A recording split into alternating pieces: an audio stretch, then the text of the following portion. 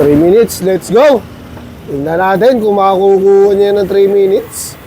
Primal Guts and Deboning of Pop Carcass mga idol. Natanggal na ang tampalay ni Kulot at susunod natin yung tenderloin. Pag nakuha niya ng 3 minutes yan guys. Teden. Kaya gusto makakuha ng 3 minutes. Yan na. May bilisan na.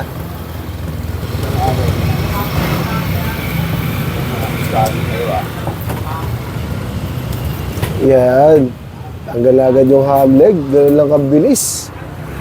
Makukuha yata yung 3 minutes.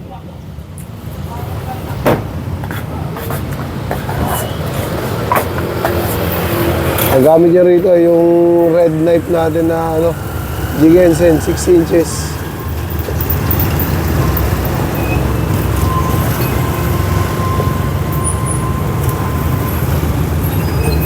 Alright, tapos agad sa Primal Guts. Ganun lang, ang bilis lang, mabilis. Makukuha to.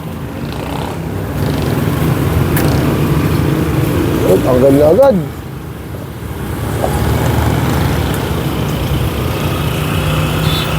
Makukuha ng 3 minutes to. Mabilis. Let's go!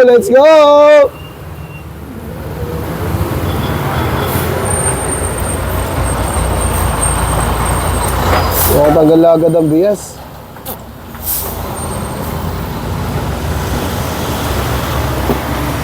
Let's go!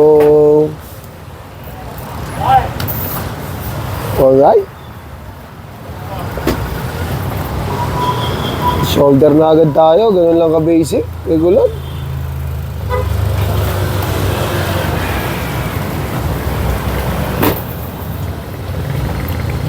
Grabe, ang ganda ng karne natin. Kahit medyo mahal yung mga baboy ngayon, pero yung quality naman, talagang magkakatalo na lang sa quality.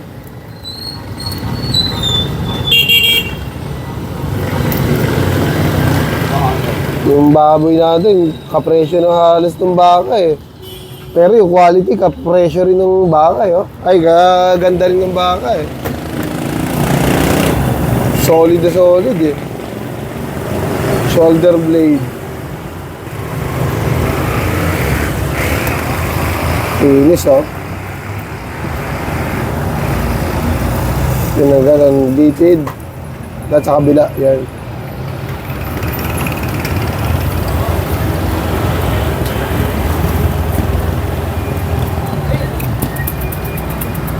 Yan na, atake na po ang shoulder blade. Yun!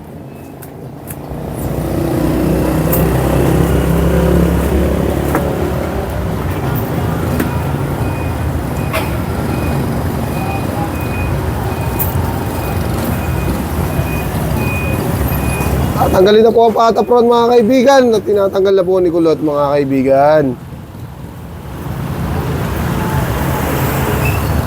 Yung umabot 3 minutes and 24 seconds.